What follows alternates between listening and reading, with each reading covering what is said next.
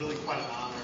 I'm basically new here to Singapore, and to be sort of welcomed with these types of open arms. So many of you here, and really getting the opportunity to get to know the U.S. I've actually been here a few times. I visited the garages, and really quite impressed by the university, what they're doing, and also what the country and how the country's pushing, young people to really innovate and to, be part of something new, create one of the, big new ideas. So, I guess the title that I put here, Democratizing Innovation, seems kind of fancy, but really I'm just here talking about my experiences, what I've been through, some suggestions, and a little bit about my passion, social media, and hopefully inciting you all to get up and, be part and continue to be part of this type of innovation. So to kind of try to get the elephant out of the room, what do I not want to be remembered for? And really sort of, I think most of us would agree with this. I not want to be remembered for a movie. And I never thought this would happen to me. So you can see there, I guess, I'm someone else and next to a partner that's actually not my partner, but I guess it happened and it's there. And I don't change it. That's sort of the other thing. But, one of the good things about it as part of this entrepreneurship process is at least it's something to laugh about, be entertained, and, hopefully it will, as I put there, inspire you really to do something new. But really to get sort of more serious about, and I'll just start with this movie just because a lot of you probably know, definitely not Facebook, but maybe myself and sort of the role of some of the individuals through this movie, is really sort of some of the lessons that it showed. If you look at the characters, what they've done, whether it's true, not true, there's really not a lot of money that we needed to start the company in the beginning. We were college students. I actually maxed out my account at $30,000, and that's really how we got to the first sort of boundary. I know here, just as an example, in Singapore, when I first moved in, I learned about an extremely long list of interesting programs where you can get a lot of funding, and I know NUS is one of them that helps you incubate the idea, so you can get money very easily. So that's not one of your needs in an extreme way. And it's really not about your resume, about the books you're reading, about your pedigree. Clearly that stuff is important. I'm going a little bit too far, but that's really not what it was about. So what was it about? One of the things with us is, we really banged our heads a lot. We were willing to make mistakes. We were willing to take risks. And a lot of that, comes from sort of a perspective that, we were there with students. We were doing a product for our own sort of, marketplace, and we were young. We didn't have we didn't have a job with us. So that's one of the things. And uncertainty, of course. And just as an example of how we bump our heads, make mistakes, right at the beginning of when we were doing Facebook, one of the things that we really learned, first, we were its primary users. Second, it really was a case where we weren't driving a product, working on it for an extremely long amount of time, then pushing it to people to consume it. You were telling us what to do. And one of the prime examples of this is when we launched a new feature called the newsfeed, which I think is one of the most revolutionary features today of Facebook, which is really a compilation of all the news of the things that your friends and people around you and products and things that you connect to are doing during that day. People actually rioted, and you had millions of people create groups, the anti-Facebook newsfeed group, and you have people rioting in front of the offices, and there was really a democratization, and we changed, we made privacy, but that was an example.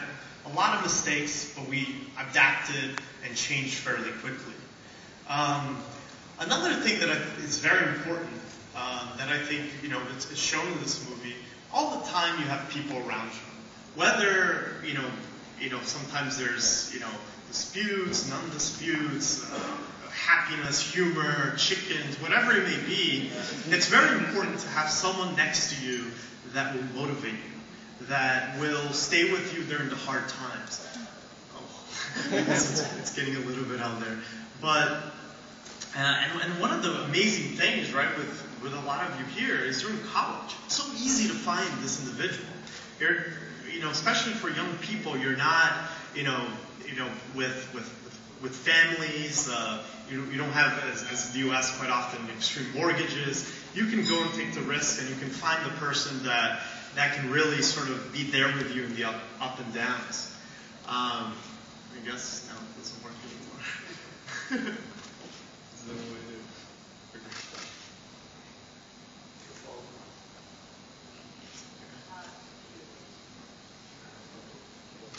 Not a problem. I'm used to a lot of technical glitches. It happens all the time, but that's one of the things about making mistakes and banging your heads and moving on. But and clearly one of the other things that was quite important is passion and determination. And this picture is just a little bit of social media and polling. I know this is not quite professional, but I just asked a lot of my friends, what do you think about determination and hunger? And I put a few photos there, and you can see that that's just an example that you can look at. But really, if you think about it, you're never failing with a startup. There could be a lot of mistakes, a lot of hard times, a lot of issues with both your users, your investors. There's just a lot of dynamics. You're going to sometimes new markets, you're disrupting existing players, you're working alongside them. But one of the things you always need to understand is you're learning and going forward with it. And you can use that knowledge for your next startup and your next startup and your next startup. And hopefully that's what I'm thinking of doing now. It's hard to top Facebook, but that's one of my goals going forward, helping everyone over there. So, beyond these lessons that you can see from the movie and a little bit of my lives, one of the other things that sort of point out, and I just did, you are in the perfect place. Singapore versus not cool, which sometimes makes it very tough to go outside and speak to your users and then really engage outside. But, kidding aside, there's a lot of resources here. You have a cohesive community. You can get to know people very easily. I mean, I've been here, less than a year, and I've really gotten to know a lot of the community that has been sort of involved in these areas. So let's talk about my passion. The area that I really love, social media. And I'll go through it, fairly quickly, but I'll just go through the space, tell you a little bit about opportunities, and hope that you guys can actually come in and innovate in this area. I've seen a lot of startups in Singapore, a lot of hard sciences, a lot of research intensive. There's definitely been a lot of social media startups, gaming startups, as some of the ones that are recognized tonight. But hopefully we keep going on this direction as well.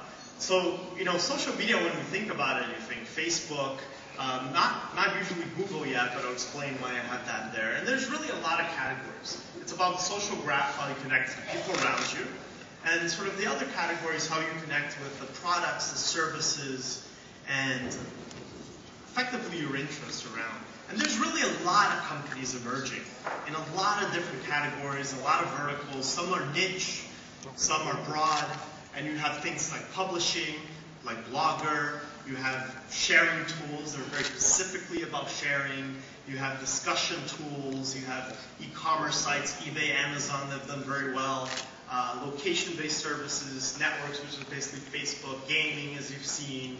And, this is an eyesore. It's not really for you to recognize all the names.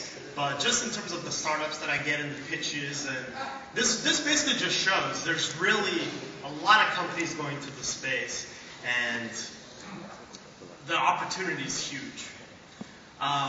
Really sort of to define a little bit further, how do I really look at social media?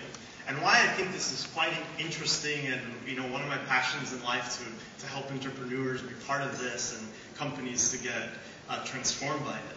One thing is I think it's really bringing individuals away from being just passive eyeballs effectively to active participants. Right? If you look at passive, you can look at listening, reading, writing. watching, that type of stuff. So I'm not writing, but you know, and that's great. I mean, there's been a lot of industries very profitable, right? You've had radio, TV, etc. Sort of in this category. And then you have the types of applications that are more one-to-one communication. And that's like my phones, instant messaging. And for active, you go towards more speaking, writing, you're engaged. And it's really sort of sometimes non-curated, one-to-many, blogging, social. And there's a lot of companies there like Twitter, Facebook that are very well known. So really one of the things is you're becoming part of the equation. And actually a few years ago, and this is a while back, that Time Magazine, you know, sort of writing, you know, welcome to your world. You're now really part of what's happening, especially with the technology space. You're part of the equation. And that's one of the big themes and motives around social media today. The other one is really moving from anonymity to identity. And you know, one of the things as I've been, you know, doing Facebook and exploring a lot of startups that I've thought a lot through is that there's always been a context. You've always been in some way identified. But there's really a gradient. And this is not like we're taking you from this anonymous person hiding in a cave to you're out there and Big Brother's watching you. It's really been a gradient of things. If you look at the first one, what you like, right? When you read a magazine about golf or you go to a website, Web 1.0 website, in some ways you're identifying yourself as an individual that has that particular interest. So some part of your identity is there. Then you have sort of where you are, and then you have a lot of the location services. And if you look at just the beginning of the web, 1.0, you had IP addresses, so they somehow knew you through, you know, some long numbers. There's some location around for you. Then what you want. That's a huge business right now, of course, with Google, but that's your intent. You're typing, you know, I want to buy this, or I want to do that. Effectively, that defines you in a way. And then you start going to even more identity-prone mediums like your communication, and you actually can start with just sending mail to each other. You actually knew each other's address and personally identified the cell phone one-to-one. And then there's sort of the question that's like very big right now for Twitter and Facebook, which is a lot of what we call the status update, what you are doing, and who are your friends. And that's really what a lot of these mediums are doing today. One of the biggest issues for social media, on the other hand, that a lot of people discuss is the privacy one. You know, how am I getting traced? Or, you know, am I posting a photo that my employer eventually will see? That's really how it initially evolved. But ultimately, meaning, it's this question. Identity is now getting pushed and made more efficient by technology online. Usually we're used to managing our identity around the table, around our home. How do we deal with it? How do we get educated by it? So that's something to always think about. So I'll just go very quickly about the growth and then I'll go through the industries that sort of are emerging here. This is, you know, just to look at sort of Facebook. I'm sure a lot of you are aware, and this graph starts actually, you know, significantly later than we started, but you can see sort of the growth rates have been substantial. We're over 660 million people today, and these are active users. One of the things is not really just about eyeballs, but it's one of the most engaged. Sorry, this is internet audience actually. And in terms of the internet as well, sorry, apologies about that. In terms of the internet as well, one of the things to look at, Facebook, social media, really its backbone has been the web. And if you look at the pace of innovation, the pace of mass scale for these technologies, it's sort of unheard of. I probably, you know, I wasn't alive for a lot of these adoption rates, to be frank, but if you look at the telephone, the radio, the TV, and this is looking just at the US as an example, you can just see how fast the internet was adopted to 50 million users, as just as an example of mass scale. And if you look at this region, in particular, where you are, the opportunity is just massive. If you look at China, Indonesia and a lot of the BRIC regions, there's just tremendous growth, and you're seeing, basically over 1 billion people by 2015 using the web over here. But that's not really it. The web is a start, but that's still very small if you think about it with 2 billion people. It's really right now the mobile phone is also sort of a homepage, an access medium, and you have over 4 billion people as of 2008, and if you look at this region, on the other hand, it's just phenomenal, the amount of rates, and you see countries like India with very low penetration with tremendous mobile access, so you can really develop there. So now going to where I was starting, I guess I keep wanting to talk about Facebook. One of the ways you really look at the space and the growth is through the example of what Facebook has done, grown over 660 million. But it's not really about the user base and just the number of people. It's about the engagement, which has really been unheard of. If you look at the other previous large websites that have done very well, such as Google, Yahoo, you look as well as the e-commerce sites, people are not spending that significant of an amount of time there each visit and overall. But you're seeing just online spend becoming significantly large. You see China as, for example, 2.67 hours per day. But skipping this one, even quite more interesting is, particularly in this region, you have a lot of this online usage going to this space. In some of, at least the countries in this area, like Indonesia, as you can see, which is fairly big. The business side, right? I mean, ultimately, as an entrepreneur, we need to, develop some form of business model for sustainability. We want to sometimes see exits. We want success. And there's a lot of ways to define it. Just to talk a little bit about the business, you look at a little bit of what's happening right now in the private marketplace. These companies are not even public, and you're seeing incredible numbers out there getting shared, and they probably are changing consistently, so that might not be accurate right now. And really how a lot of these models today, from a business perspective, have been looked at, have been advertising. But that's just a beginning, right? If you look at the global advertising market, you have close to 600 billion, but the online share of by 2014 just about 100. One of the interesting things there in terms of an opportunity is you look at the attention and the amount of time getting spent, and it really doesn't coincide with the amount of money going right now to, as we were saying, the more passive mediums. And you have these new advertising mediums taking place. So what areas do I personally am very interested in, and I look at investing, and I think make a lot of sense? One of them, of course, is commerce, and I think they'll be tremendously disrupted with social payments and banking, communication, gaming, which you've seen some startups, couponing deals, media and entertainment, education, and least but not least, causes and charity, which I think is quite important. And I'll just go through a few examples here, quite quickly, but quite impressive. This is one of the most impressive statistics I've ever seen, and I was just awed from a gaming perspective. And this really talks about, from the title of the presentation, the democratization of the web.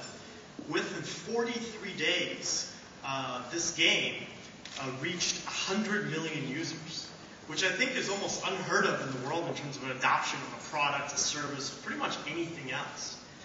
And, these are, complex games from a back-end perspective, but they're not that difficult to build, right? If you look at the equivalent from sort of the more passive type of technology, the things built by EA, Nexon, the games played on your desktop, less social and engaged, those games had extremely long development cycles. This did not. 43 days, it required extremely mass scale. From a business perspective, if you look at group buying, it's incredible how the space is growing. And a lot of you might be aware of the name Groupon and Living Social, or some sites like Guild. They're doing flash sale. But basically, these are social buying sites. But I say that with an asterisk because they've achieved tremendous growth rates, but their implementation of social has been very limited. Right now, all they do is unlock a deal by having a certain number of people purchase a discount to a restaurant, a service, product, or something else. So if 1,000 people sign up, there you go. You get the coupon. So we're only scratching the surface of how social we can get in these types of services, and you're having incredible growth in the category. And and really one of the most important categories, for me, that I've seen through the time, and I don't mean to necessarily use this example, has really been how, this type of medium really democratizes not just innovation, and really sort of your end users are, as we were saying, getting empowered, getting a voice, and this drives into a lot of directions for government, for charity, for causes, to really help people achieve important goals in the world that are there. And one of the interesting anecdotes is if you think about the way Facebook started. We started at college at Harvard University, and it was only one school, and we left it at that school for 30 days. But if you really think about it, before we had a paper Facebook published by the school that had, put this slightly, not pretty of our photos from freshman year, the first day when we were extremely tired and had met everyone, and we could never change our information. There was really no update for basically your entire time there. So Facebook, in some ways, at that point, was a sign of us as students rising up and saying, we want to create this medium for ourselves. It was an example of the beginning, but you're seeing this now over the world in a lot of different fashions. So I think that's quite important. So, that's really sort of where I wanted to leave at it. But, one of the big things that sort of I take off from my experiences first is, things happen, a lot of times without you expecting it, without you knowing it, and you get very lucky. But definitely, if you work hard, keep your determination, and certainly follow your passion. And I do suggest that everyone here, irrespective of your field that you're in, at least look at the social space, because ultimately we're born into families, we make friends, we live in a social world, and it's really an extremely important category that will affect everything. If you're interested in education, make games to help children engage better with it. There's just a lot of categories where you can make a lot of difference, and it's quite profitable as well, and you can make a nice exit. You can make your parents proud, your university proud, etc. But thank you so much for having me here.